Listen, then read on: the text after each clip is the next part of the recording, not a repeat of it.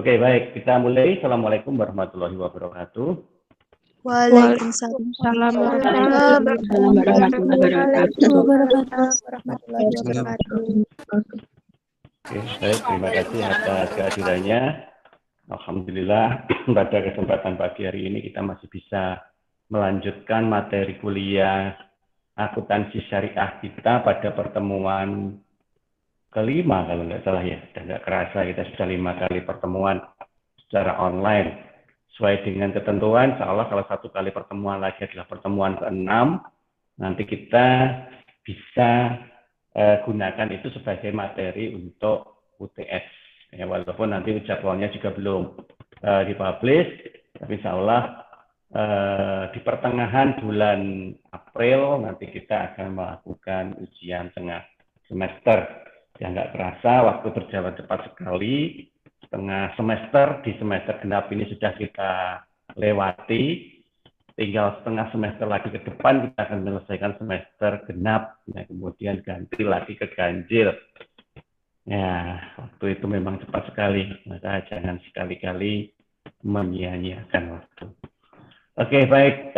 Untuk materi kuliah kita pada hari ini, kita akan membahas kelanjutan dari akuntansi syariah kita yang memang masih berada pada tataran teoritisnya. Bagaimana yang saya sampaikan di awal perkuliahan, bahwa setengah semester ini memang kita fokus untuk bicara teori akuntansi syariah. Oke, bagi yang masih belum memahami materi yang kemarin sudah saya sampaikan, ya seperti biasa di awal pertemuan saya selalu beri kesempatan untuk bertanya. Ya, monggo. Karena apa yang saya sampaikan, saya asumsikan sudah kalian peroleh. Kalau tidak ada yang ditanyakan, saya berasumsi itu bisa difahami. Ya, monggo silakan kalau ada yang mau tanya.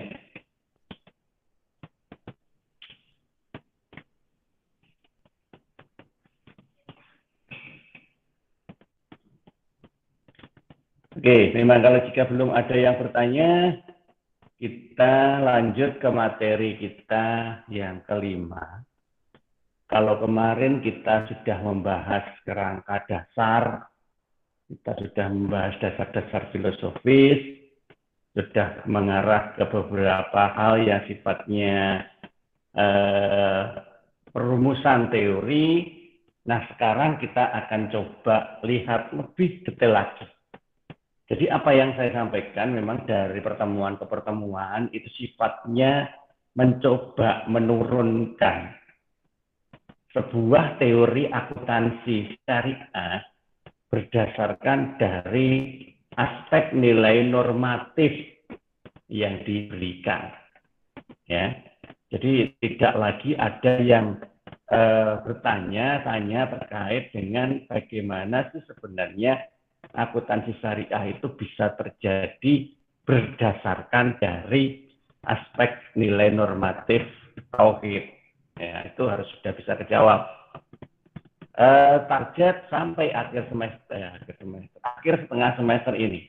Ya, akhir setengah semester artinya dalam kajian tataran teori ini kalian harus bisa menjelaskan bagaimana terbentuknya akuntansi syariah itu yang dimulai dari tataran nilai tauhid. Target itu. Jadi indikator untuk memahami teori yang saya sampaikan itu ada di kemampuan dalam menjelaskan itu. Jika kalian mampu memberikan penjelasan, berarti kalian memahami apa yang ada di dalam penjelasan dari pertemuan ke pertemuan dan bisa menghubungkannya. Tapi kalau masih bertanya-tanya, apa yo, atau nyambungnya itu tidak benar, gitu ya, berarti ada yang belum dipahami. Itu. Jadi kalau indikator itu belum tercapai, berarti ada yang belum pahamnya di sisi yang mana. Mumpung masih ada waktu, monggo nanti kalau dibuka kesempatan bertanya, ditanyakan, ya, atau tanyakan lagi aja di kesempatan yang berbeda supaya lebih jelas. Materi kita pada pagi hari ini, kita akan turun lagi ke perumusan teori. Jadi kita akan bicara aspek teoritis akuntansinya. Baik akuntansi syariah maupun akuntansi konvensional. Aspek teoritis pasti ada. Pasti ada. Nanti ada satu mata kuliah khusus kalau untuk akuntansi konvensional itu bicara tentang teori akuntansi. Cuman karena akuntansi syariah itu belum menjadi satu kajian yang khusus, maka perumusan teorinya masih bergabung dengan penjelasan terkait dengan implementasi akuntansi syariah itu sendiri. Oke, sebagaimana slide yang saya kirimkan barusan, ya, mohon maaf kalau Pak Arief ngirim slide-nya itu selalu terlambat, ya. Faktor yang paling menyebabkan itu lupa sebenarnya. Jadi ingat-ingat malam gitu mau nge-share ya lupa, eleng-eleng isu gitu ya. Tapi salah akan ter-share lah walaupun pagi. Oke. Sebelum kita membahas lebih jauh tentang teori seperti biasa, kita flashback lah, kita kilas balik dulu ke beberapa pertemuan sebelumnya. Ya. Ada sebuah proses intinya yang terjadi dalam implementasi di akuntansi syariah itu. Sebagaimana tadi saya sebutkan, proses pertama adalah proses pembentukan kerangka teorinya. Gambarnya sudah saya share kemarin. Nanti akan saya tambahin lagi. Jadi saya tidak bisa gabung gambar itu menjadi satu kesatuan ya. Tidak bisa. Tetapi masing-masing itu nanti ada bagian yang harus kita pahami posisi dan kontribusinya terkait dengan proses pembentukan kerangka teorinya. Ya, mulai dari nilai tauhid kemarin, ya, yang mana kita dasari juga dengan teorinya Hargen Habermas di communicative action, kemudian nilai tauhid itu sendiri yang kita turunkan menjadi 3, fight, knowledge, and action kemarin, di mana communicative action dan 3 nilai dasar tauhid itu kemudian kita turunkan menjadi prinsip filosofi, yaitu ada humanis, ada emancipatoris, ada transcendental, ada teleologikal, gitu. Nah, dan masing-masing prinsip filosofis itu turun lagi menjadi prinsip dasar, ya kan? Ada masing-masing 2. Nah, prinsip dasar itu kemudian kita gunakan untuk membentuk kerangka perjalanan teknis dari akuntansinya, sehingga terbentuklah penjelasan yang kita bahas di pertemuan minggu yang lalu. Nah, pertemuan minggu yang lalu itu kemudian kita akan turunkan lagi menjadi sebuah teori bakunya di pertemuan kita hari ini. Nah, semua proses itulah yang nanti akan digunakan sebagai sebuah dasar dalam menyusun standar akuntansi. Jadi produk terakhir dari sebuah teknis hierarkis akuntansi syariah itu ada di standar akuntansi. Nah, standar akuntansi itu sekarang sudah ada gitu ya. Cuman kita kan tidak bisa hanya mengatakan, oh standarnya seperti itu, penggunaannya seperti ini, seperti di konvensional. Nanti kan nggak ngerti bagaimana itu bisa terbentuk. Nah, oleh karena itulah maka penjelasan setengah semester ini digunakan untuk memahami bagaimana standar akuntansi itu bisa seperti itu. Jadi kita tidak lagi bisa mengatakan, ya memang tiba-tiba begitu, atau ya memang saya tahunya dari awal juga sudah begitu, gitu. Atau ya itu kan hanya konvensional saja yang kemudian diubah menjadi syariah, diganti beberapa aspek dasar syariah itu aja. Nggak boleh kita menjelaskan seperti itu. Sangat tidak boleh. Karena penjelasan seperti itu seolah-olah kita tidak ngerti bagaimana hierarkisnya. Nah, oleh karena itulah maka nanti ke depan, jadi setelah kita UTS nanti kita bicara tentang standar akuntansi, maka kita akan bicara terkait dengan lembaganya juga.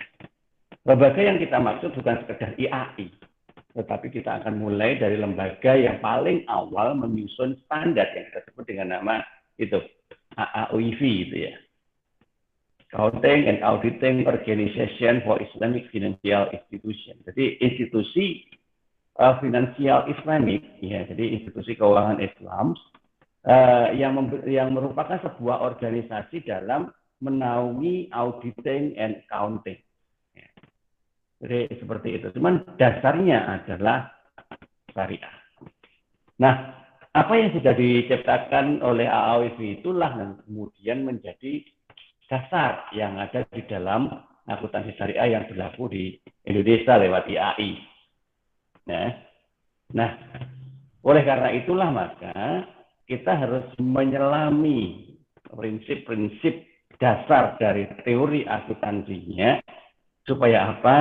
Supaya kita mempunyai pemahaman yang komprehensif, persepsi yang linier, yang kemudian tetap didasari oleh sebuah sistem nilai dan ideologi yang benar, ya jangan sampai ini menyimpang, ya karena di sini adalah fokus utama, ya. Kalau kita bicara nilai dan ideologi itu menjadi sebuah fokus utama. So, kalau itu sampai goyah atau terkontaminasi oleh budaya sekuler lagi, maka tujuan laporan keuangannya nanti akan bergeser. Padahal saat ini kita menentukan tujuan laporan keuangannya seperti itu, ya, menyediakan informasi yang menyangkut posisi keuangan, kinerja serta perubahan posisi keuangan suatu perusahaan yang bermanfaat untuk mengambil keputusan ekonomi. Nah, sebenarnya kalau kita bicara tentang tujuan laporan keuangan itu adalah tujuan secara umum. Nah, kalau secara khusus bagaimana? Secara khusus nanti ditambah di situ yang sesuai dengan prinsip-prinsip syariah. Nah, oleh karena itulah maka bagaimana kerangka dasarnya, bagaimana prinsip syariahnya itu yang harus kita pahami. Oke, ini adalah sebuah hierarki akuntansi secara umum. Ini kita tidak bicara tentang syariah saja, belum. Kita bicara akuntansi secara umum dulu ya. Yang berangkat dari konsep paling awal dari sebuah akuntansi itu yaitu bicara tentang tujuan laporan keuangan. Ya, bicara tentang tujuan laporan keuangan. Orang tidak bisa melakukan proses penyusunan laporan keuangan dengan benar jika tujuan dari pelaporannya itu sendiri belum difahami. Kita juga tidak boleh lagi membuat laporan keuangan itu seperti ketika kita belajar akuntansi pengantar misalkan, atau saat ini kalian ngambil akuntansi menengah misalkan. Tidak boleh, karena tujuannya beda. Kalau pada saat kalian saat ini belajar, ya tujuannya adalah belajar untuk bisa melakukan itu. Nah, kalau tujuannya adalah belajar, maka di situ masih banyak permakluman terkait dengan kesalahan atau ketidaktepatan dari isi. Ya, banyak sekali pemaklumannya. Yo rapopo, jenenge yo belajar. Salah yo engko dibenakne. Cuman yang jadi masalah itu adalah ketika kita belajar itu jarang atau mungkin terjadi beberapa cara pembelajaran itu yang tidak seolah-olah kita ingin bisa. Nah, di sini yang perlu saya ingatkan. Apa maksudnya? Karena orang belajar itu tujuannya kan dua sebenarnya. Yang pertama adalah mencari nilai, yang kedua adalah mencari tahu. Nah, ini mayoritas yang diambil adalah mencari nilai. Karena orientasinya adalah nilai. Jarang sekali yang ya sekolah nilainya piro sak yang penting aku paham. Nah, jarang yang begitu. Jadi apa yang dilakukan? Yang dilakukan adalah melakukan segala cara. Yang penting dapat nilai. Nah, padahal nilai itu adalah sangat subjektif. Saya sendiri sebagai dosen ketika menilai itu subjektif banget ya. Subjektifnya di mana? Ya subjektifnya di hasil. tanpa mengetahui proses, apalagi kalau kita kuliahnya online seperti ini. Yang penting hasilnya benar, mbok kuwi turun, mbok kuwi nggarap dhewe, ya sudah, nilainya bagus. Ya, karena orientasinya hanya dari jawaban. Nah, inilah yang kemudian dimanfaatkan. Yang penting aku menjawabnya benar. Nah, tidak tahu kebenarannya itu kebenaran atas pemahaman sendiri atau kebenaran atas partisipasi dari pihak lain. Nah, ini loh yang kemudian dilakukan. Sehingga nilai tidak mencerminkan kemampuan. Nah, itu gara-gara apa? Ya gara-gara tujuannya yang keliru. Tapi ya sudah, tidak ada yang menyalahkan, karena namanya juga belajar. Belajar itu nggak pernah salah. Kenapa? Sebab kalau salah, ya dimaklumi karena dia belajar. Sehingga belajar tidak pernah salah. Kan muter-muter begitu terus. Nah, ini. Tapi kan belajar itu ada masanya. Kalau belajar di dalam sebuah pendidikan tinggi, 4 tahun. Nah, selanjutnya kalian itu melakukan aktivitas itu secara real. Nah, kalau sudah real, apa memang nggak belajar lagi, Pak? Ya tetap belajar. Cuman tujuan belajarnya beda. Tidak lagi mencari nilai, tapi mencari pengakuan. Nah, ini. Mencari pengakuan. Pengakuan siapa? Pengakuan orang-orang yang berkontribusi pada pekerjaan kita. Udah, nggak penting lagi nilai di situ. Tapi pengakuan, nah pengakuannya itu nanti tendensius dia. Banyak sekali parameter yang mempengaruhi. Makanya di sini yang paling utama dalam mempengaruhi dari pengakuan adalah kemampuan. Kalau kalian mengasah kemampuannya itu nanti baru pada saat mulai bekerja, telat. Ya, telat. Harusnya sekarang. Ya, salah kemampuannya nggak mampu cari tahu. Ya, segera bisa. Nah, seperti itu. Nah, kalau sudah bisa menyamakan tujuan dengan konteks yang seharusnya, maka ketika kalian melakukan sesuatu yang mempunyai tujuan yang berbeda, kalian sudah bisa memahaminya.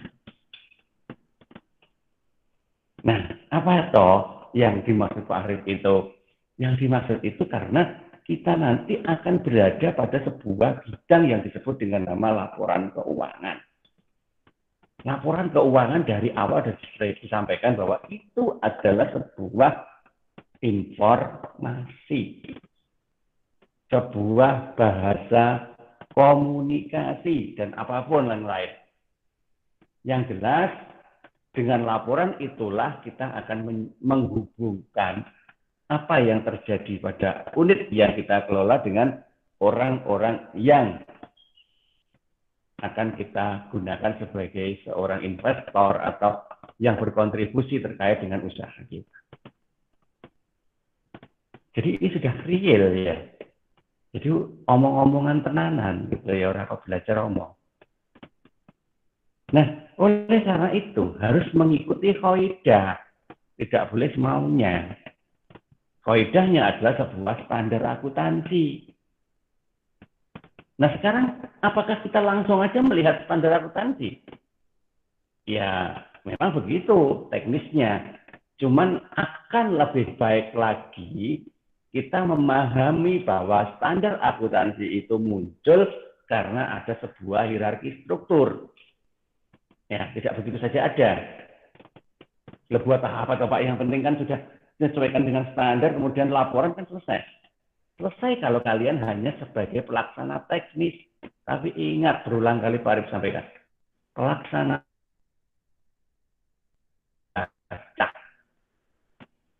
membuat dan membaca itu tidak lama, sebentar lagi akan berakhir ditangani oleh manusia. Iya kan? Sudah berapa kali Pak Arif mengatakan itu? Sebentar lagi akan dilakukan oleh software.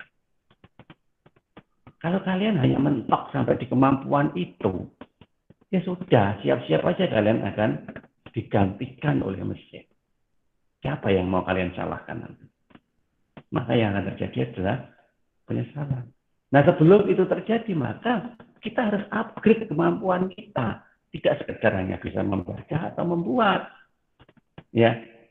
Nah, kalau kita ingin mengupgrade, maka kita tidak lagi hanya mendasari cara berakuntansinya itu hanya berdasarkan standar, tetapi harus mampu mengembangkan standar. Untuk mampu mengembangkan standar, kita harus ngerti bagaimana standar itu dibuat. Ya kan? Mana mungkin orang bisa modifikasi tanpa ngerti struktur modifikasinya. Karena nggak mungkin. Nggak jelas sebenarnya jadinya. Nah, oleh karena itulah, maka di situ kita harus mengetahui prinsip dasar akuntansinya apa, dan prinsip itu disusun dari sebuah postulat dan konsep teoritis apa. Karena dari situlah nanti dimulai dari sebuah proses penyusunan tujuan dari laporan keuangan. Oke, apa itu postulat? Ya sebenarnya nanti akan lebih jauh kita bahas di teori akuntansi ya, tapi nggak apa-apa, dikenalkan dulu. Pernyataan yang dapat membuktikan kebenarannya sendiri, disebut juga aksioma, yang sudah diterima karena kesesuaian dengan tujuan laporan keuangan di mana akuntansi itu digunakan. Itu pengertian dari postulat. Ada juga yang membahasa Indonesia kan postulat akuntansi itu dalil akuntansi. Ada juga seperti itu. Contohnya apa sih postulat akuntansi? Ya ketika kita melihat persamaan dasar akuntansi itu, bahwa aset sama dengan hutang ditambah dengan modal. Selama kita bicara tentang double entry bookkeeping, maka itu tidak akan terbantahkan. Dan itu sudah dinyatakan benar bahwa semua aset yang dimiliki suatu organisasi itu pasti bersumber dari modal dan hutang dari organisasi itu. Sudah nggak ada lagi yang akan berdebat terkait dengan itu. Dan semuanya paham itu. Sehingga laporan keuangannya nanti memunculkan salah satunya adalah neraca. Di mana neraca itu kan tidak bisa muncul begitu saja. Neraca hanya bisa dimunculkan kalau kita menyusun mulai dari neraca saldo sampai dengan neraca lajur. Ya, yuk balik lagi di pemahaman pengantar akuntansinya. Nah, disitulah kemudian kita melakukan yang namanya siklus akuntansi. Nah, sudah itu nggak ada lagi yang akan berdebat, maka disebut postulat. Kemudian yang kedua, di sebelahnya postulat tadi adalah konsep teoritis. Ya. Oke, apa itu pengertiannya seperti itu? Pernyataan yang dapat membuktikan kebenaran yang diterima umum karena kesesuaian dengan tujuan laporan keuangan dalam menggambarkan sifat. Nah, sifat kata kuncinya. Sifat akuntansi dalam pengakuan pada pemilikan pribadi. Sifat akuntansi kan ada dua kemarin dia. Kuantitatif dan kualitatif. Ya. Kalau kuantitatif itu harus diukur dengan satuan angka. Kalau kualitatif tidak bisa diukur dengan satuan angka. Tetapi walaupun tidak bisa dilaporkan dalam laporan keuangan, keberadaannya itu bisa dibuktikan. Ya, relevan, tepat waktu, netral. Itu semua adalah sebuah bentuk dari karakteristik kualitatif. Nanti kita lihat lagi yang lebih jauh. Nah, ini konsep. Kemudian dari postulat dan konsep diturunkan menjadi prinsip dasar. Ya. Ya. Sifat dasar akuntansi yang mendasari seluruh outputnya. Ya. Yang mana dipakai untuk mendasari penyusunan laporan keuangan. Sekali lagi saya ingatkan, kita sedang membahas sebuah struktur hierarkis akuntansi secara umum. Kalau kalian mencari-cari syariahnya belum, ya kita belum memasukkan itu. Kita bicara secara umum dulu. Nah, karena ini secara umum, maka yang banyak memakai ya akuntansi dari golongan mayoritas, yaitu akuntansi keuangan konvensional. Ya, memang dari situ nanti diawalinya. Kemudian setelah prinsip dasarnya dipahami, maka yang akan terjadi adalah penyusunan standar akuntansi. Nah, ini yang terjadi. Nah, kemudian kita coba lihat tujuan-tujuan akuntansi itu. Ya, memang kita melihatnya masih dalam bentuk akuntansi secara umum ya. Sehingga kita gunakan dasar berdasarkan APB Statement nomor 4. APB Statement itu adalah salah satu standar akuntansi yang diterbitkan oleh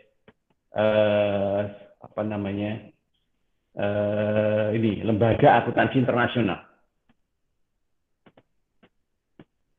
Ya. Nanti lebih jauhnya tetap di teori akuntansi kita bahas. Tapi sekedar tahu dulu aja ini, bahwa di dalam akuntansi itu mempunyai dua tujuan, yaitu tujuan khususnya dalam menyajikan laporan keuangan hasil usaha dan perubahan bisnis secara wajar sesuai dengan GAAP, ya, General Accepted Accounting Principle. Kalau di Indonesia kan namanya PABU, prinsip akuntansi yang berterima umum. Disebut berterima umum itu karena memang sesuai dengan standar, jadi semuanya pasti pakai itu. Jadi artinya apa? Kalau yang khusus, yang membuat laporan keuangan sesuai dengan standar. Yang umum ya banyak, namanya juga umum, memberikan informasi yang terpercaya dari sumber ekonomi dan kewajiban, kan yang terkait kekayaan bersih dari kegiatan usaha. Kemudian yang kualitatif, nah ini tadi yang saya sebut, ada beberapa tujuan kualitatif yang sekaligus itu merupakan sebuah karakteristik kualitatif dari akuntansi itu sendiri. Relevan. Apa artinya relevan? Ada enggak penjelasannya? Enggak ada, ya sudah saya jelaskan. Nanti kita ulang lagi ini di teori akuntansi. Ya, tapi sekarang harus sudah tahu aja. Yang disebut relevan itu artinya apa yang kita laporkan harus sesuai dengan fakta yang terjadi. Masih sampai diwai. Aneh kan nanti kalau diwai. Nah, jadi nanti kalau diaudit, ya cocok gitu dia. Transaksinya seperti apa, laporannya seperti apa. Kemudian yang kedua, understandability, dapat dimengerti.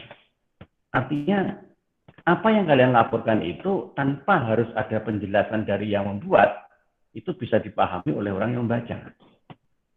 Ya. Artinya bagaimana? Ya, artinya sesuai dengan standar. Karena kalau sesuai dengan standar, maka tidak ada lagi yang akan berdebat terkait dengan itu. Variability, ya, dapat diverifikasi. Artinya apa? Transaksi tersebut dapat dilacak prosesnya. Misalkan aset tetap harga perolehannya itu 100 juta. Lah kok di sini tinggal 10 juta. Nah ini kemana ini bisanya 19 juta? Oh ternyata adalah penyusutan. Penyusutan pakai apa? Garis lurus. Berarti per tahunnya berapa? Nah itu kelihatan. Itu namanya adalah variability. Jadi dapat ditelusuri ya. Kemudian yang keempat netral. Ya, jadi tidak boleh memihak siapapun. Yang kelima timeline, tepat waktu.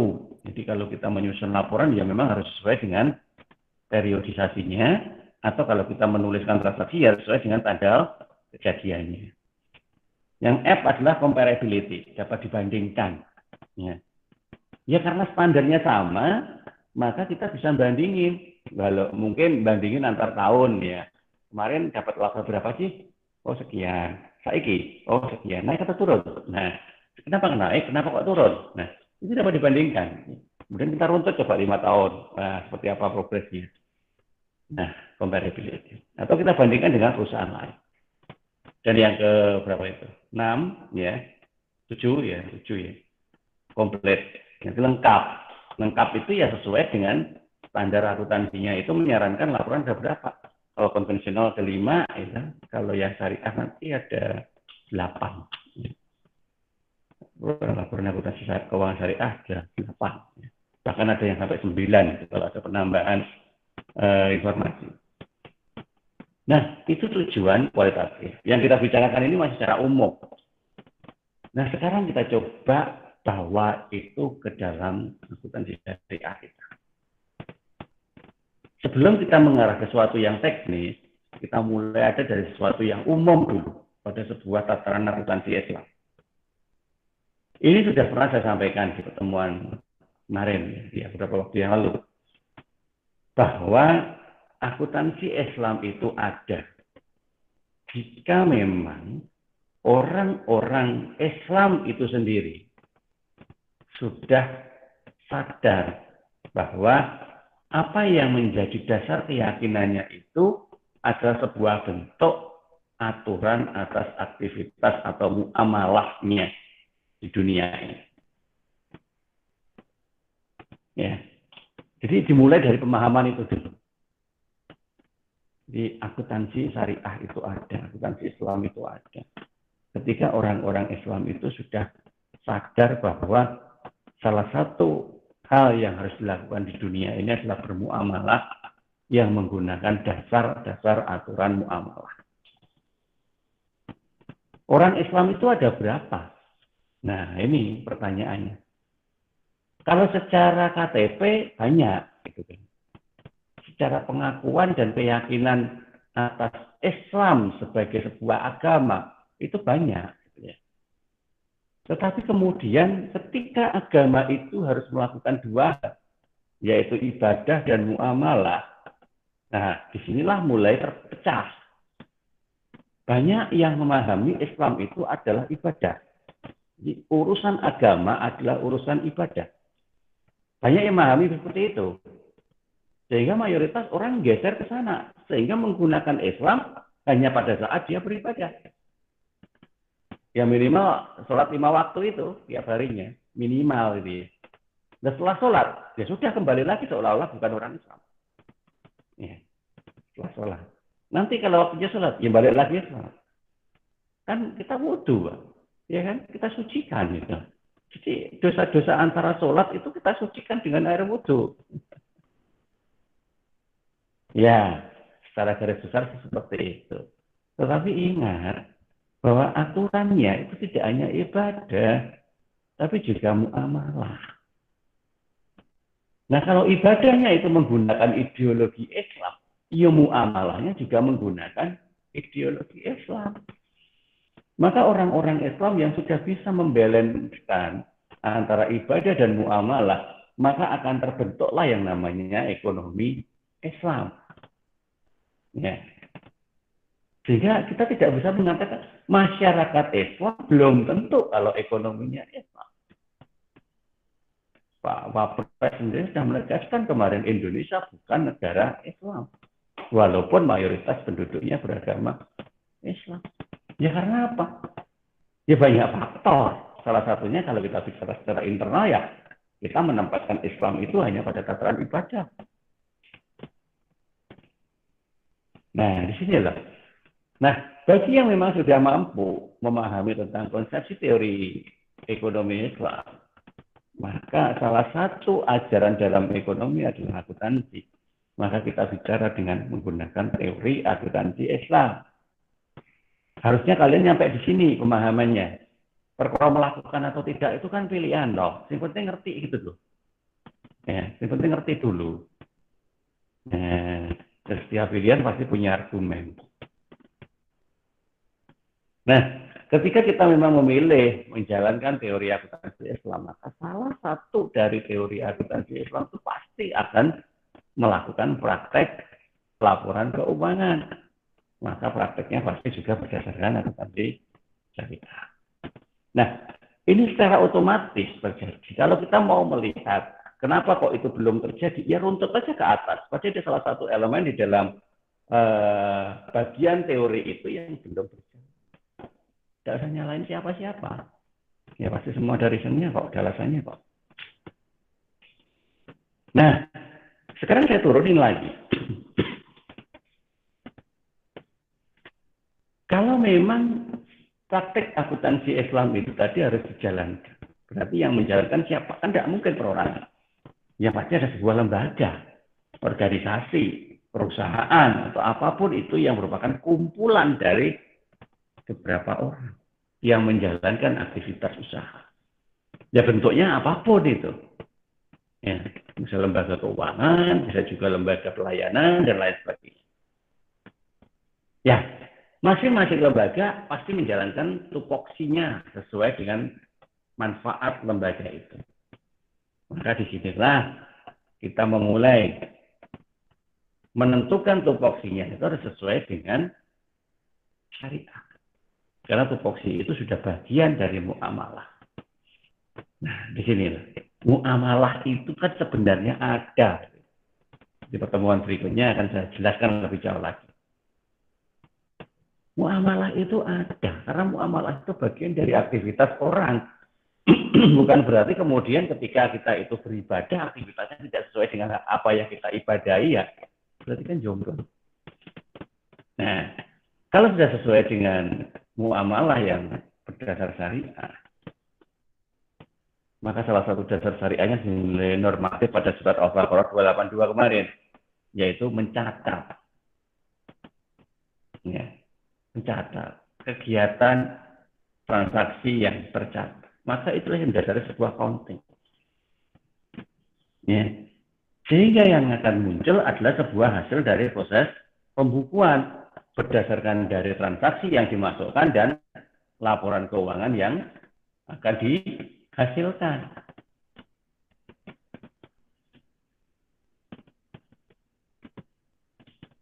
Oke, sampai di situ. Bisa dipahami ya. Jadi ini ceritanya runtut loh ya. Jadi ketika kita lepas dari runtut ceritanya itu, ya sudah. Maka ada satu posisi yang hilang. Jadi kayak kita main puzzle gitu ya. Nah, sehingga dari situlah akhirnya kita bisa membuat perbedaan. Karena perbedaan inilah yang menjadi cara kita untuk mengislamkan akuntansi konvensional. Kemarin kita sudah bahas bahwa derivasi dari teknik akuntansi syariah itu ada dua. Yang pertama adalah rekonstruksi, yang kedua adalah dekonstruksi. Kita bicara yang rekonstruksi, ada yang ringan dulu. Kalau dekonstruksi itu berat. Kayaknya untuk level S1 belum itu ya. Kita bicara rekonstruksi aja deh. Ya. Berarti apa? Ya gampangannya ngomong, aspek-aspek sekulernya dibuang, diganti dengan aspek-aspek syariahnya. Sehingga nanti kita akan coba lihat bagaimana karakteristik yang bisa kita pakai sebagai pembeda. Yang pertama adalah dari dasar filosofinya. Oke, kalau konvensional jelas sekuler mengedepankan rasionalitas ya. Ya. Sedangkan kalau di dalam syariah itu bukan rasionalitas yang dipakai, tetapi keyakinan terhadap Tuhan yang Maha Esa, unity of God. Nah, saya tidak lagi bercerita bagaimana wujud keyakinan terhadap Tuhan yang Maha Esa ini. Ya, kemarin sudah gitu masalahnya. Coba dipikirkan lagi. Nah, sehingga sesuatu hal yang sifatnya rasional itu ya tidak sepenuhnya digunakan sebagai dasar rasionalnya. Ya. Tetapi rasional yang berketuhanan. Bahasa saya begitu. Nanti tolong kalian cerna itu ya.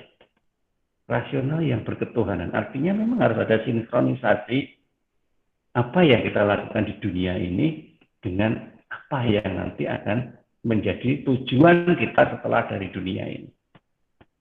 Karena dunia bukan akhir dari segalanya. Ya kan? Nah, di sini yang jadi aspek pembeda. Kemudian dari karakteristik yang kedua yaitu prinsipnya. Karena dasar filosofisnya jelas, maka sekarang turun ke prinsip. Konvensional jelas, karena memang dasarkan dari rasionalisme itu tadi, maka ya sekularisme, individualisme, profitisme, ya. Nah, disinilah yang nampak pada akuntansi konvensional itu lebih berorientasi pada seperti apa nanti kita akan menghasilkan. Ya. Seperti apa nanti kita akan menghasilkan. Berarti kan orientasinya pada hasil kan. Ya. Jadi proses yang dilakukan hanya dipakai untuk memastikan bagaimana hasil itu nanti sesuai dengan yang kita harapkan. Harapannya apa? Ya sesuai dengan prinsip. Sekularisme, individualisme, dan profitabilisme. Nah, jadi isme yang digunakan itu orientasinya pada bagaimana kita berorientasi pada materi. Masih materi. Jadi sesuatu yang sifatnya bukan materi itu tidak perlu dikejar-kejar. Yang perlu dikejar hanya materi. Kenapa? Karena yang bisa berkontribusi pada sebuah nilai capaian, nah inilah yang gawat ini ya. Yang berkontribusi pada nilai capaian itu ya materi. Sebab kalau tidak berbentuk materi, tidak bisa dilaporkan. Seapik-apik elek ngelola, seapik-apik hubungannya antara organisasi itu dengan customer maupun misalkan dengan produser atau supplier atau siapapun ya. Terus sorenya wong ngomong elek, apik pokoknya. Tapi lek rugi, maka itu juga akan dipandang sebelah mata. Cek ndi opo apik karo wong lek. Terus lek rugi terus esuk piye? Kapan kamu itu bisa lebih baik? Nah, baiknya itu diukur dari mana? Materi. Kasarannya kita jahat sama siapapun, kita tidak pentingkan siapapun, kita tidak manusiakan orang.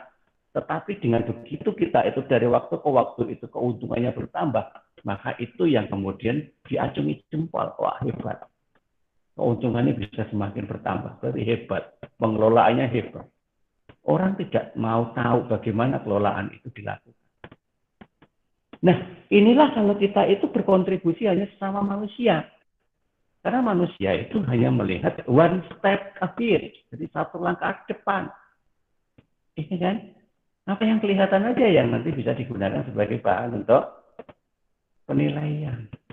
Maka yang kelihatan itu adalah materi. Maka segala sesuatunya harus bisa meningkatkan materi.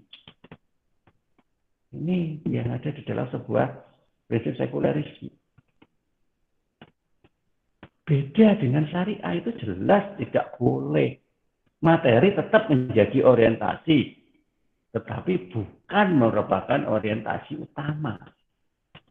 Orientasi utamanya apa? Yaitu kepentingan umat, secara kebersamaan. Karena memang kita memposisikan sebagai rahmatan lil alamin. Ya kalau begitu rugi nggak apa-apa, Pak. Rugi nggak apa-apa. Selama ada beberapa hal yang terjadi akibat kerugian itu yang berimbas pada sebuah pemenuhan atas aspek-aspek syariah. Contohnya piye?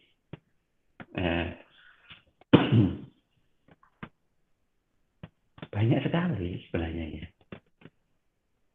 Lihat aja beberapa proses bisnis yang mengedepankan aspek syar'i, ya. Itu kan lebih banyak pemakluman. Karena didasari atas sebuah trust yang tinggi, kepercayaan yang sebenarnya. Tapi bukan berarti kepada semua orang kemudian kita percaya. Karena percaya itu kan ada dasar-dasar hukum yang kita bisa gunakan untuk mengatakan ya atau tidak percaya. Sudahlah, nggak usah jauh-jauh. Kita berkaca pada Nabi Muhammad. Tidak semua manusia yang bertransaksi dengan Nabi Muhammad itu dipercaya sama beliau. Salah satunya apa? Dalam menentukan harga. Ya kan? Kalau pernah baca riwayat Rasulullah ketika berdagang, pahami. Kalau belum, sudahlah itu dibaca.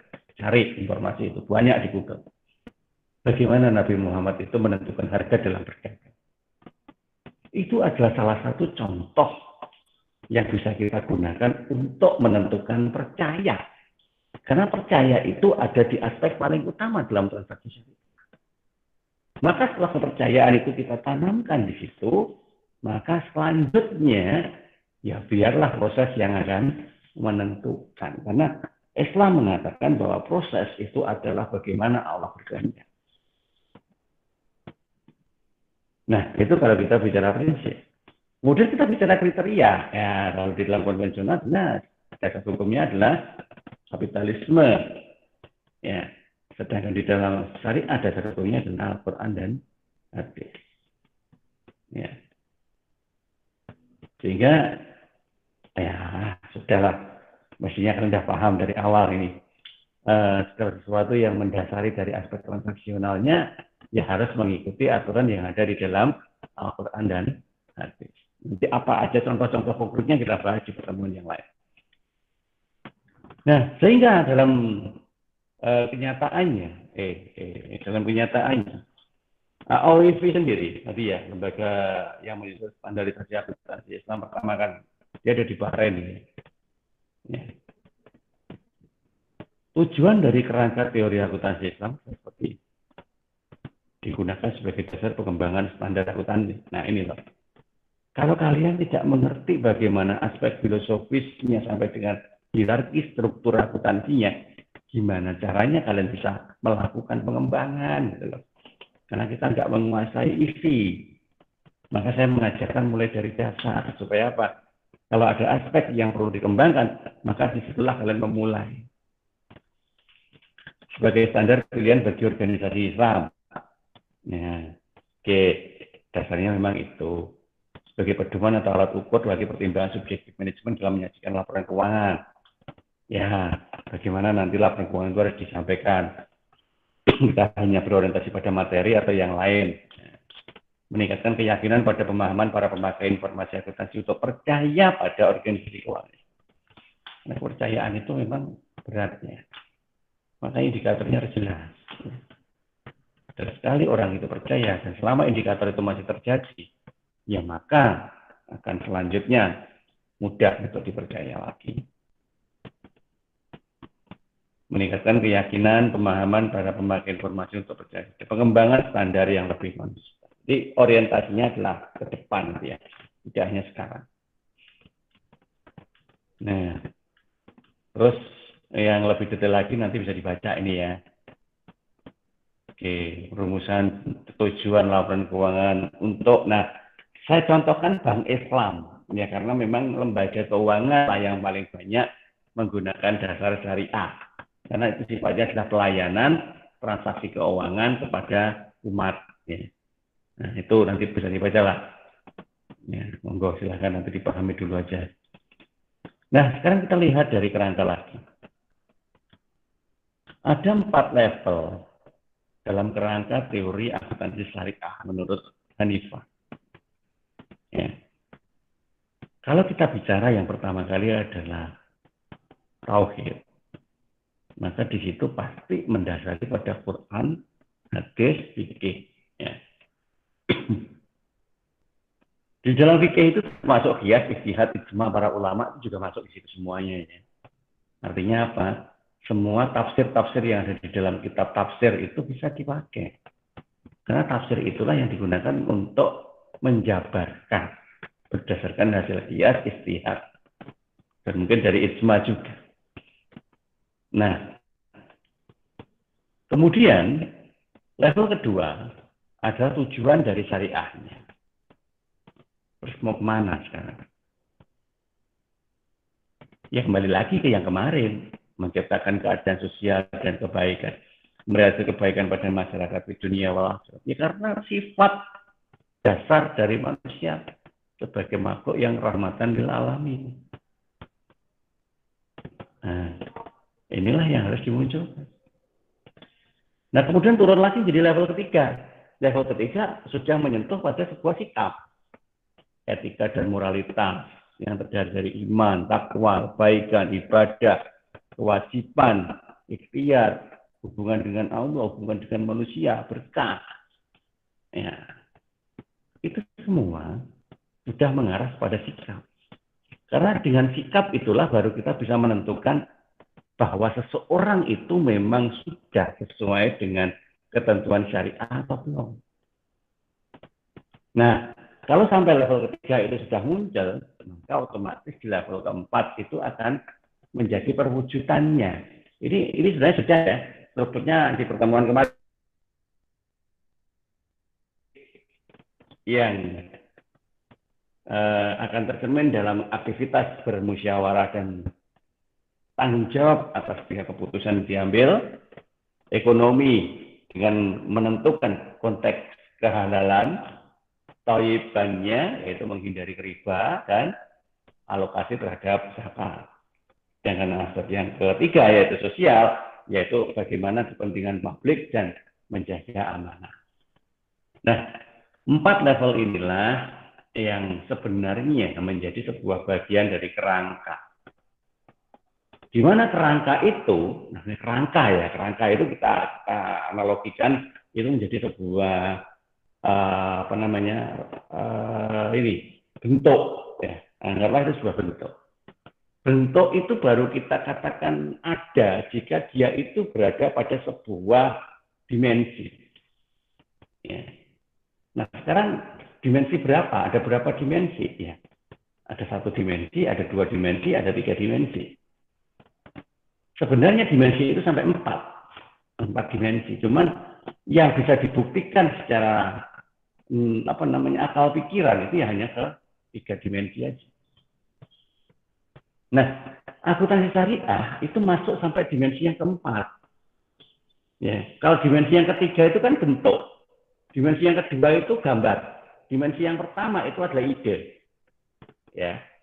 Jadi dimensi 1 itu ide. Jadi ketika kalian itu ngelamun, kemudian atau berpikir, ya mengkonsep sesuatu, merencanakan sesuatu, yang mana itu baru ada di angen-angen, nah itu kalian memasukkan suatu hal pada dimensi 1. Ya. Jadi 1 dimensi aja ya kita akan lihat di situ.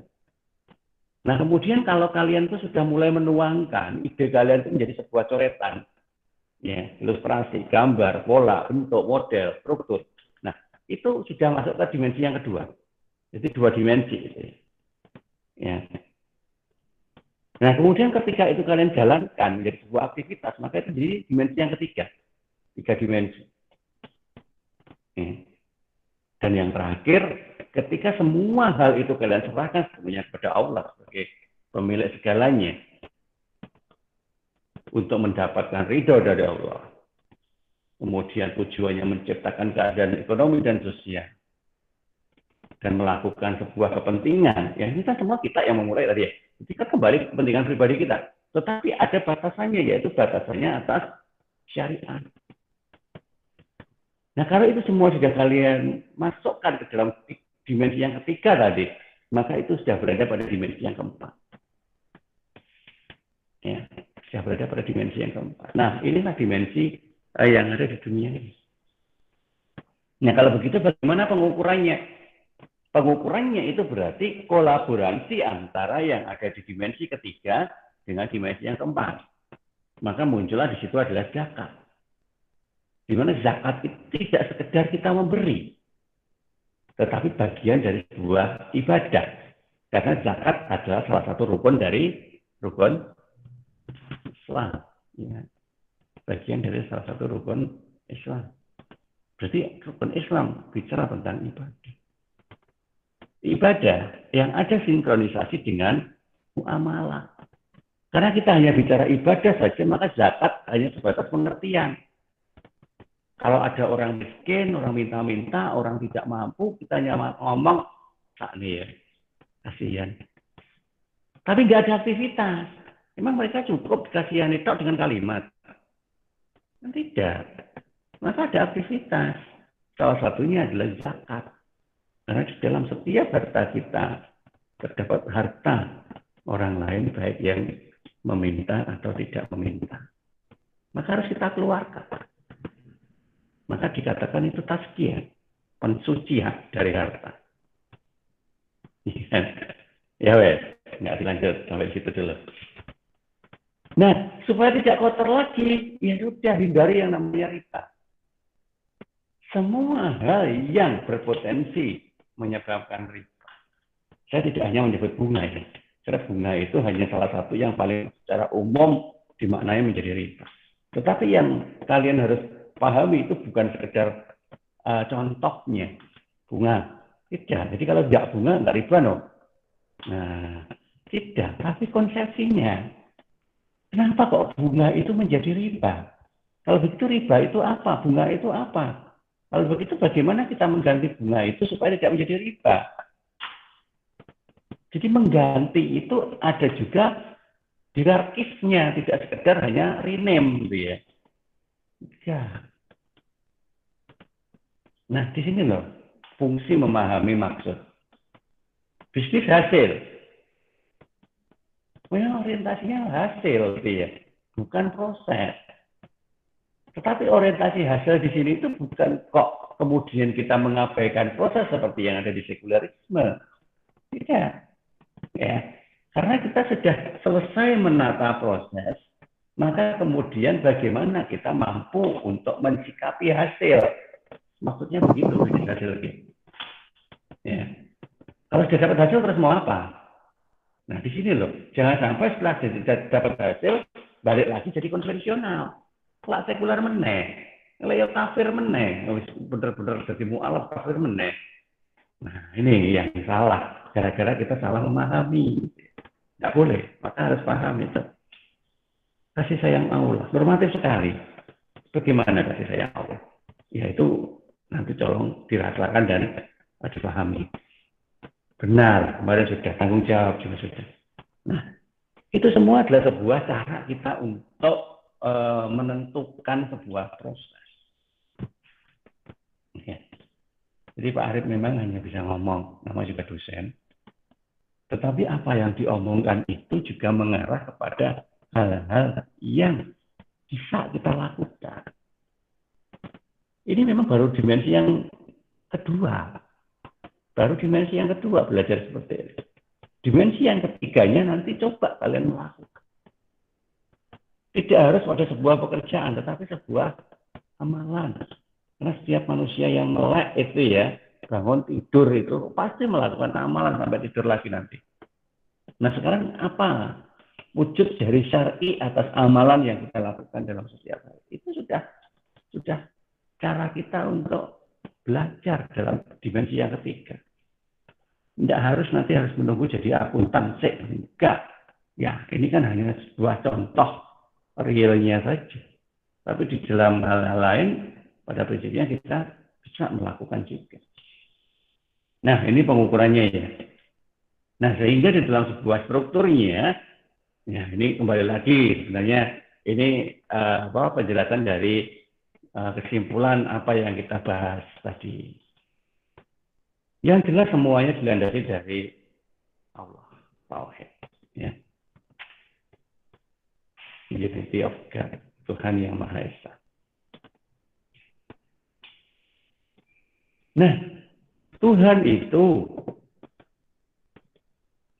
memberikan informasi bagi manusia di dunia ini lewat dua cara. Yang pertama adalah lewat kauniyah, dan yang kedua lewat hauliyah.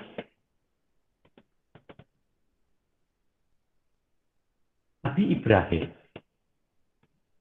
itu ditunjukkan oleh Allah siapa Tuhannya melewati ayat-ayat yang disebut hauliyah. Ya, fenomena alam. Fenomena alam itu bukan berarti harus menunggu alam loh ya. Jadi jangan simpel begitu loh berpikir itu ya. Ya. Fenomena alam itu adalah sebuah aktivitas yang berbentuk apapun. Baik itu terjadi karena keterlibatan alam semesta ini, ataupun karena interaksi antar manusia yang memunculkan sebuah hubungan. Itu sudah menjadi sebuah fenomena. Jadi tidak harus, gunungnya meletus, nunggu, gempa bumi. Enggak begitu. Jadi ketika kita itu sudah tidak mempunyai orang yang sepaham, itu sebenarnya sudah hauliyah. Hauliyah kita untuk menjauh dari situ. Karena yang lain pahamnya sekuler, kita syar'i. Kita tidak bisa lagi di situ. Ya. Fa'at ba'a sababa. Jadi kita harus menempuh jalan yang berbeda. Nah di sini loh. Ini cara kita memahami. Jadi orang nunggu diusir. Nah, karena apa? Karena semua hal yang sebenarnya ada di dalam kauniyah itu sudah dijelaskan Allah di dalam hauliyah. Tetapi Allah hanya mengkhususkan bagi orang-orang yang beriman, bagi orang-orang yang mengetahui. Selalu begitu kalimatnya. Nah sekarang syarat untuk bisa paham itu kan tadi, ya harus beriman dulu dan harus belajar untuk mengetahui dulu. Berbahagialah kalian sudah menjadi orang yang beriman dan mendapat kesempatan untuk mengetahui. Tetapi ketika kesempatan itu terbuka kalian itu kemudian ya lewatkan begitu saja, ya sudah. Ya mungkin Allah akan memberikan cara yang lebih keras lagi nanti dalam sebuah kauniyah. Nah, keduanya itu sebenarnya adalah sesuatu yang saling berhubungan. Karena dari situlah nanti akan muncul tujuan dari muamalah, yaitu amar ma'ruf nahi munkar. Ya sudah, ini normatif ya. Jadi mohon nanti penjelasannya harus sinkron.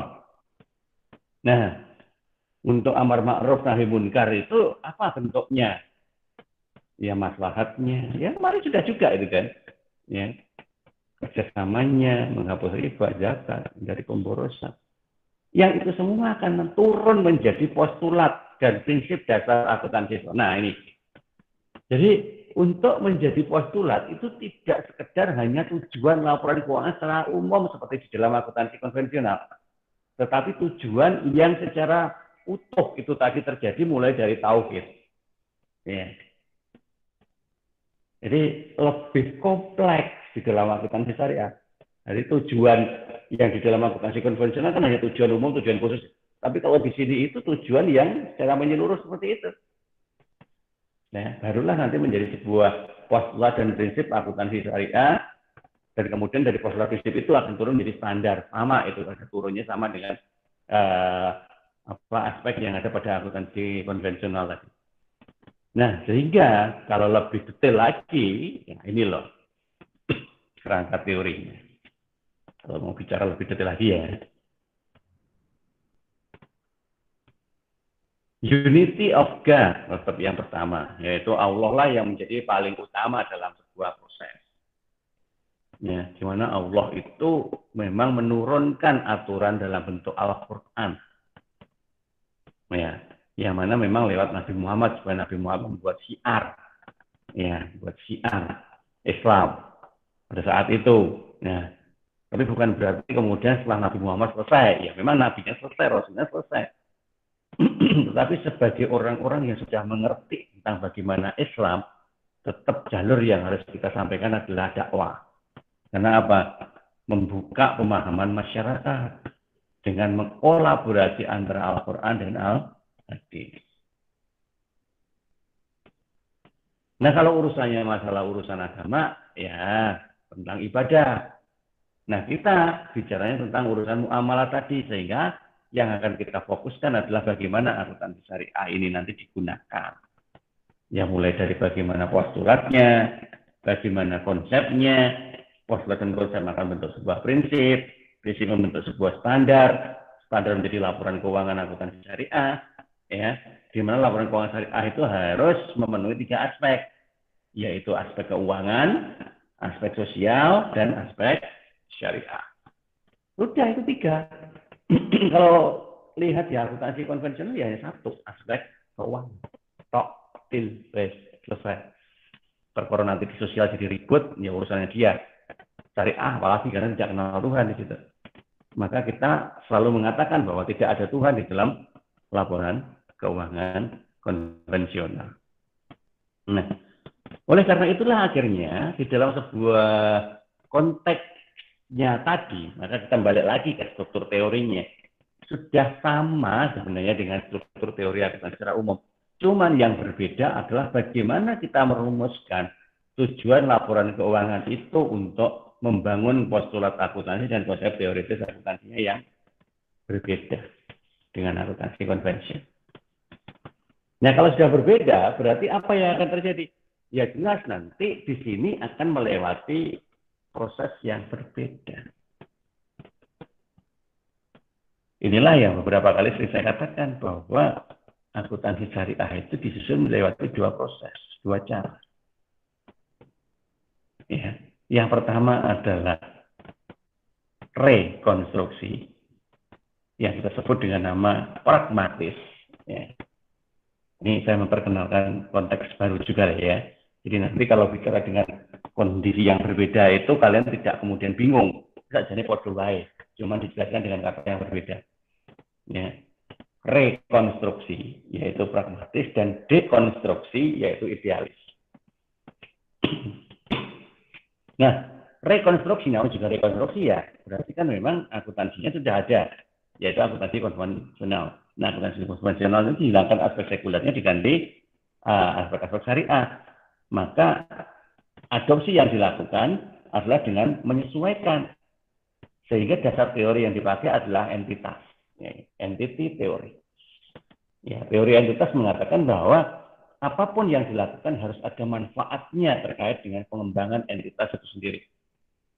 Nah, kalau memang entitas itu dikembangkan dengan aspek syariah secara otomatis, maka akuntansinya adalah sesuai dengan tujuan syariah. Karena tujuan sudah sama. Jangan sampai kita meletakkan akuntansi syariah pada sebuah entitas yang tujuannya adalah sekuler. Ya, pasti nggak akan match. Akan terjadi banyak benturan. Ya, jadi proses rekonstruksinya nggak seperti itu caranya. Ya, kembali lagi ke tadi bahwa syariah itu muncul kalau sudah ada komunitas. Sedangkan kalau yang idealis, ya itu nanti beda, ya. Lebih jauh lagi. Makanya saya bilang di akuntansi S1 belum lah ini ya. Tapi sekedar tahu kalau di aspek yang dekonstruksi itu nanti karena dekonstruksi maka akan membangun ulang gitu ya. Jadi mulai pondasinya berubah. Ya. Sehingga dasar pondasinya sudah tidak entitas lagi, tetapi enterprise teori. Ya. Enterprise teori yang didasari oleh sebuah tazkiyah. Ya. Berubah. Jadi ya berubah. Sehingga dasarnya nanti tidak membangun nilai entity teori, tetapi syariah enterprise teori. Ini panjang ya. Kalau ingin tahu lebih jauh di sini, ya harus minimal kuliah S2. Ya, minimal. Nanti dari desain seperti saya, ya, menemani saya di sini. Oke, kita kesampingkan dulu yang idealis ya. Belum nutut gitu ya.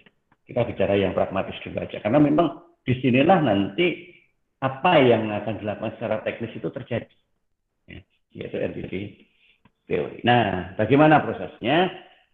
Ini sudah ya kemarin juga, ini saya ulang lagi sebenarnya. Inilah yang kemudian kita pakai sebagai sebuah prinsip dasar. Kalau yang ini kita sebut sebagai konsep teoritis, kalau yang ini tadi kita sebut sebagai postulat-postulatnya, ya, maka di sini adalah prinsip dasar. Ini sudah kita bahas kemarin, beberapa hal juga sudah kita bahas hari ini. Sehingga pada kesimpulannya, antara postulat, antara konvensional dan akuntansi Islam itu ada perbedaan di beberapa aspek. Postulat dan prinsip nih ya. Prinsip entitasnya, kalau di akuntansi konvensional, prinsip pemisahan antara bisnis dan pemiliknya. Sedangkan kalau akuntansi syariah itu berdasarkan pada pembagian laba, di mana perusahaan tidak terpisah. Tidak terpisah itu artinya bukan secara data, ini loh ya, bukan secara data investasi. Tetapi karena ada kepercayaan tadi, maka seolah-olah pengelola itu menjadi pemilik. Jadi pemilik itu mewakilkan kepemilikannya itu pada pengelola. Wakalah. Islam bicara wakil itu segalanya. Karena manusia secara kodrati adalah khalifatullah. Ya, wakil dari Allah. Allah aja berani memberikan perwakilan atas keberadaannya kepada manusia. Kenapa manusia tidak bisa memberikan perwakilan atas keberadaannya pada manusia yang lain? Sehingga disitulah yang kemudian menjadi unity, satu. Sehingga tidak terpisah. Kemudian berdasarkan prinsip going concern-nya. Going concern adalah kelangsungan usaha. Konvensional menganggap bahwa bisnis itu orientasinya pada tujuan. Ya. Sedangkan kalau syariah, kelangsungan usaha itu tergantung dari persetujuan kontrak antara pihak yang mengelola dan pihak yang akan mendanai. Ya, tergantung kesepakatan bersama. Jadi kalau ada salah satu yang tidak sepakat, ya tidak jalan. Kalau di dalam konven tidak. Karena tujuannya jelas. Apapun yang terjadi dalam proses tidak penting. Yang penting tujuan tercapai. Periodisasi akuntansinya, kalau akuntansi konvensional bisa membuat informasi tidak menunggu sampai akhir waktu ya, untuk memberikan informasi. Ya. Tetapi kalau di dalam syariah tidak.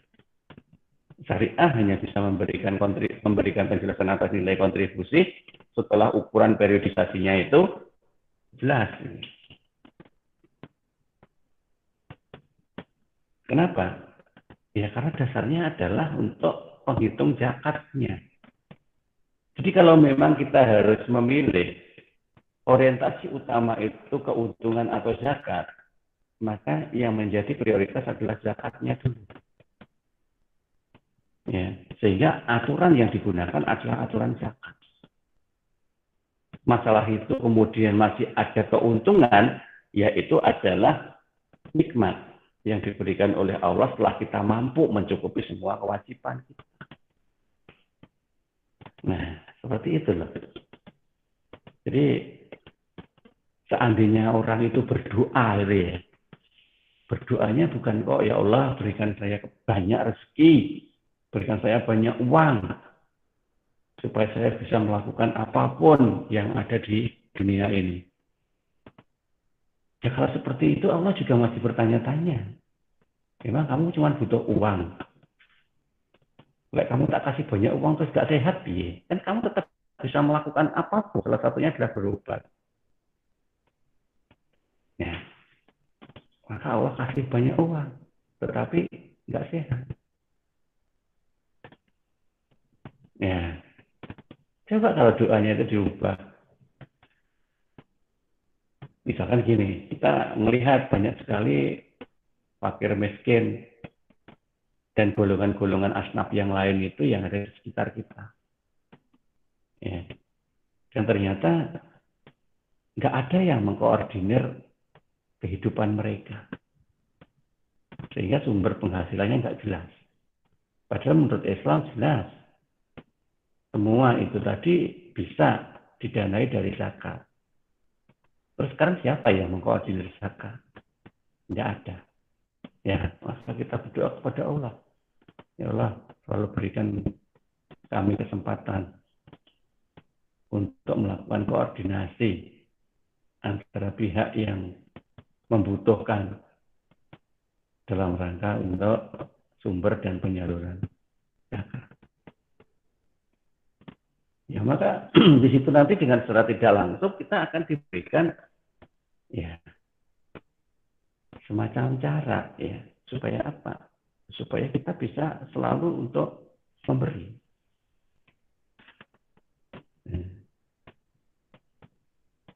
Oke, nanti yang lanjutnya tolong dikembangkan sendiri ya apa yang saya sampaikan. Unit pengukuran, nah kalau konvensional ya nilai moneter.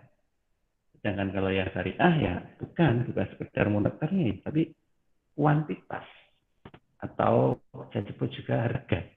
Harga itu artinya apa? Ya artinya bagaimana bisa memberikan kontribusi. Ya, memberikan kontribusi sesuai dengan apa yang dibutuhkan. Pengungkapannya, ya kalau konvensional untuk mengambil keputusan, dengan syariah untuk menunjukkan pemenuhan kewajiban. Artinya tanggung jawab. Fokusnya pada pertanggungjawaban. Objektivitas laporannya adalah kepercayaan kepada pengukurannya. Jadi percaya sepenuhnya pada standar. Sedangkan di dalam syariah tidak. Standar tetap ada. Tetapi kepercayaannya bukan atas standar itu. Karena standar itu adalah fana. Dia bisa berubah kapanpun. Maka yang dipahami adalah substansi. Sehingga objektivitas adalah kesadaran akan kewajiban keuangan dan keuangan yang mencari ridho dari Allah. Jadi orientasinya adalah ini berkah. Ya, bagaimana itu bisa memberikan berkah? Berkah itu enggak hanya sekedar cukup. Kalau cukup itu hitungan matematis ya. Tapi kalau berkah itu sudah di luar hitungan matematis.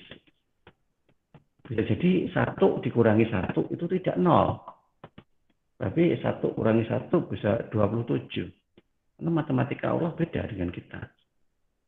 Ya, contohnya gini, kita punya roti, ya. Kita lapar, punya roti.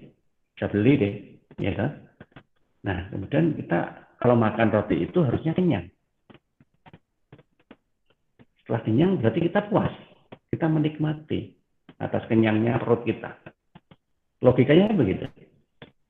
Tapi sebelum kita makan roti itu kita melihat ada anak kecil, ya, di pojokan lampu merah, misalkan minta-minta sendirian, ketok kok iya wajahnya kumel, batinnya jelek, kumel, lemes, capek. Terus nggak usah berburuk sangka. Kalau kita berburuk sangka kan pengemis itu adalah profesi. Nah itu kan actingnya dia aja memang dipacai begitu. Nah nggak usah berburuk sangka begitu. Kalau beri ya beri aja. Karena kita tidak tahu apa yang terjadi di balik kondisi si pengemis tadi. Oke lah, anak kecil itu seperti itu. Kayaknya lapar, wes gitu aja yang kita lihat. Dia itu seperti apa kondisinya, yang jelas dia lapar. Kasih aja rotinya itu. 1 roti dikurangi 1. Ya dong? Karena apa? Ya karena kan rotinya itu dikasihkan ke pengemis tadi. Habis kan? Roti kita kan nggak punya, kita nggak jadi makan. Tetapi begitu kita melihat si pengemis anak kecil tadi makan roti itu dengan nikmat, sampai kita berebes, ya, mengeluarkan air mata. Saking terenyuhnya melihat dia kelaparan, kemudian kita kasih roti, dia berterima kasihnya itu tanpa ungkapan yang ya bisa disebut dengan kata-kata. Dia makan begitu lahapnya sampai dia itu senyum. Di mana senyumnya itu adalah senyum tulus seorang anak yang menerima sebuah pemberian yang ikhlas dengan kemudian dia bisa kenyang. Kita berebes melihatnya. Maka perasaan itu jauh lebih nikmat dibanding dengan nikmatnya makan yang perutnya kenyang. Ya. Nah, disinilah yang kemudian kita sebut dengan nama berkah. Ya. Dan insya Allah Tuhan akan memberikan berlipat yang jalannya kita tidak tahu dari mana. Dan kita tidak minta. Nah, di sini loh yang dicari. Ya. Kalau kalian bisa merasakan apa yang saya ceritakan itu, berarti kalian bisa membandingkan antara nikmat yang kita terima secara materi dan nikmat yang kita terima secara berkah ilahi. Udah, terserah kamu pilih yang mana. Itu aja. Nah, disinilah nanti yang akan membedakan aspek materialitasnya. Ya. Kalau di dalam konvensional, ya orientasinya pada informasi untuk keputusan. Sedangkan kalau yang syariah lebih mengarah pada keadilan atas pemenuhan kewajiban semua pihak. Nah, kemudian konsistensi pelaporannya kalau di dalam konvensional ya hanya berdasarkan standar akuntansi yang GAP tadi, PABU, prinsip akuntansi berterima umum. Ya, hanya teknis-teknis akuntansinya itu yang dianggap menjadi benar atau salah. Sedangkan kalau di syariah tidak penting teknis. Tersebut tidak penting itu artinya orientasinya sebenarnya adalah syar'i. Jadi ketika kita melakukan penyesuaian atas teknis, atas nama syariah, maka itu diperkenankan. Asal itu memiliki sebuah argumentasi yang pasti loh ya. Argumentasi yang berdasar. Tidak kok kita tidak bisa melakukan yang A kemudian melakukan yang B. Tidak. Tetapi ketika kita melakukan yang A ternyata bisa diargumenkan dengan hal yang berbeda sehingga bisa disesuaikan menjadi yang B. Nah, seperti itu maksudnya. Konservatismenya, ya kalau di dalam konvensional jelas teknik akuntansi di dalam standar akuntansi itu banyak. Sehingga kita bisa memilih sesuai dengan yang menjadi keuntungan kita. Ya, keuntungan kita. Yang lain terserah nanti rugi, nggak peduli saya, tapi saya harus untung. Itu kalau yang konservatif dari ayat. Ya karena tadi rahmatan lil alamin, yang kita jaga ya lil alaminnya, gitu, semestanya. Jadi ya semua pihak. Tidak bisa hanya si A, si B yang untung, tetapi yang lain kemudian termarginalkan. Nah, oleh karena itulah maka lembaga keuangan syariah ini nanti mendasari dari pembahasan kita di materi yang kedua ya, materi yang akan kita bahas di depan. Apa yang dilakukan oleh lembaga keuangan syariah itu yang jelas meningkatkan kepatuhan terhadap prinsip syariah dalam semua hal. Nah, prinsip syariah yang kita bahas tadi menyajikan informasi kepatuhan terhadap syariah, menyajikan informasi aset, kewajiban, pendapatan, beban yang tidak sesuai dengan syariah harus ada laporannya. Misalkan ada denda. Denda itu kan kadang orang tidak ikhlas bayarnya. Nah, sesuatu yang dimulai dari ketidakikhlasan itu akan mengubah substansi. Jadi itu tidak halal. Nanti dijelaskan ke depan itu ya. Sehingga itu kita keluarkan dari dana-dana halal yang lain. Mengevaluasi pemenuhan tanggung jawab entitas, memberikan informasi keuntungan dari dana sirkah temporer. Dana sirkah itu dana titipan. Jadi misalkan bank itu kan punya banyak uang, tapi uangnya itu bukan miliknya bank, tapi miliknya nasabah. Maka uang yang dititipkan nasabah dalam bentuk tabungan, giro, deposito, itu namanya dana sirkah. Kemudian memberikan informasi tentang kewajiban ini memenuhi kewajiban sosial dan zakat, infak, sedekah. Nah, karena memang orientasinya adalah itu, kewajiban sosial dan zis. Ya, bukan profit. Ya, maka laporan keuangannya nanti harus mengarah ke sana. Nah, ini adalah beberapa hal yang sedikit sudah mengarah ke teknis, ya, terkait dengan apa yang akan dilakukan oleh lembaga keuangan syariah sebagai implementasi dari akuntansi syariah. Oke, mungkin sampai di sini dulu yang bisa saya sampaikan pada pagi hari ini. Jika memang ada yang mau ditanyakan, monggo silakan ditanyakan. Silakan. Atau yang belum absen, silakan absen. Bagi yang tadi datang terlambat, ya silakan absen dulu yang belum absen. Monggo kalau ada yang mau tanya.